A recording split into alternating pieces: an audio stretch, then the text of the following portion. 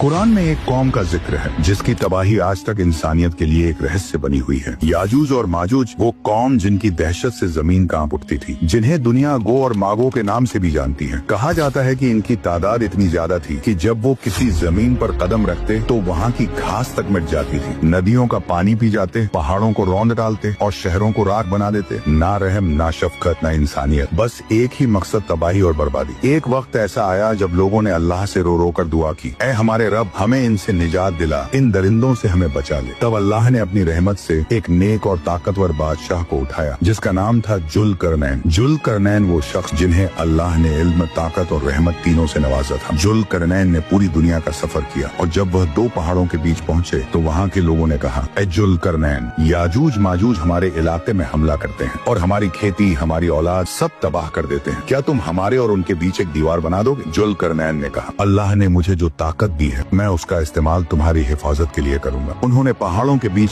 ऐसी मजबूत, भारी और विशाल दीवार बनाई, इतनी मजबूत कि याजूज माजूज ना उसे तोड़ पाए, ना उस पर चढ़ पाए। और फिर सदियां बीत गईं। वो दीवार आज भी कहीं मौजूद है, मगर कोई नहीं जानता कहाँ है। कुछ कहते हैं कि वो कॉकस पर्वतों के बीच है, कुछ कहते हैं तुर्किस्तान के पास है और कुछ इसे धरती की गहराई में छिपा मानते हैं। मगर इतना तय है, वो दिन आएगा जब यह दीवार टूट जाएगी और जब टूटेगी तो लोग डर से भागेंगे। हर तरफ तबाही और खून होगा। फिर हजरत ईसा अलैहिस्सलाम आएंगे और अपने साथियों के साथ पहाड़ों पर शरण लेंगे और अल्लाह से दुआ करेंगे। तब अल्लाह एक कीड़ा भेजेगा जो याजूज माजूज की गर्दनों में घुस जाएगा और वे सब एक ही रात में मर जाएंगे। सुबह जब सूरज निकलेगा, धरती लाशों से भर चुकी होगी, उनकी बदबू से हवा तक सड़ जाएगी। तब अल्लाह परिंदों को भेजेगा जो उनकी लाशों को उठा ले जाएंगे। फिर एक तेज बारिश होगी जो पूरी जमीन को धो डालेगी। हवा साफ हो जाएगी और जमीन फिर से हरियाली से भर जाएगी। याजूज माजूज का यह वाकया कयामत की बड़ी निशानियों में से एक है और यह याद दिलाता है कि चाहे कोई कितनी भी ताकतवर क्यों न हो, अल्लाह की कुदरत के आगे सब कमजोर हैं। बेशक अल्लाह हर चीज पर कादिर है।